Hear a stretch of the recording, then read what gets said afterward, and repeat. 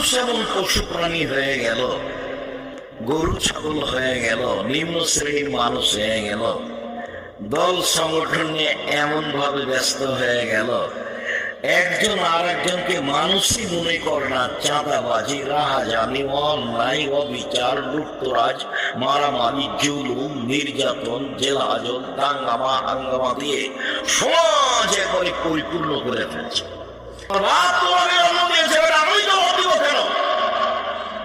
তুমি পশু প্রাণীর মতো কিনা সেটা তোমার বাপ বুঝে বিচারের মাঠে। তোমার বাপ মনে করেছে জন্ম দিতে পারলেই বাপ হওয়া যায়। এই কথা মোহাম্মদ সাল্লাল্লাহু আলাইহি ওয়াসাল্লাম বলেননি জন্ম দিতে পারলে বাপ হওয়া যায় না। যেই বাপ ছেলেকে মানুষের মতো মানুষ করতে